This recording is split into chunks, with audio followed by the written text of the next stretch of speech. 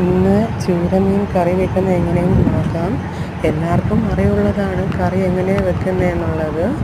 എന്നാലും ഞാൻ എൻ്റേതായിട്ടുള്ള രീതിയിൽ ചെയ്യുന്നു.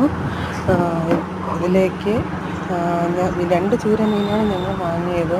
അതിൽ കഴുകി വെട്ടി വൃത്തിയാക്കിയിട്ടുണ്ട്.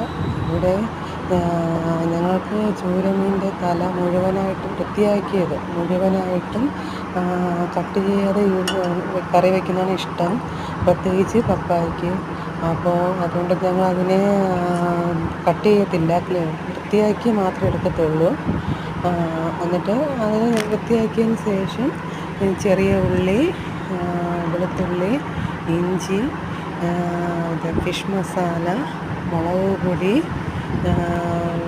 ഇത്രയും ഞങ്ങൾ ഇടാറുള്ളൂ.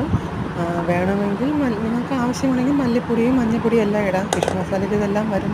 മുളക് പൊടിയല്ല, മഞ്ഞൾപ്പൊടിയൊക്കെ വരുന്നത് കൊണ്ട് ഞങ്ങൾ വേറെ എക്സ്ട്രാ ആഡ് ചെയ്യുന്നില്ല. ഇത്രയും എല്ലാം ചേർത്ത് നന്നായിട്ട് കുഴമ്പ് രൂപത്തിൽ അരച്ചെടുക്കണം.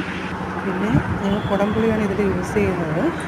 അത് കുറച്ചിട്ട് ഒരു 3-4, ചെറുതാണെങ്കിൽ 3-4 കുടംപുളി എടുത്ത് കഴുകി ഇതിലിടുന്നുണ്ട്. അത് കഴിഞ്ഞ് നന്നായിട്ട് അരച്ചത് എടുക്കുന്നുണ്ട്. പിന്നെ ഞങ്ങൾ ഇവിടെ വിറകടുപ്പിലാണ് മീൻ കറി വെക്കുന്നത്.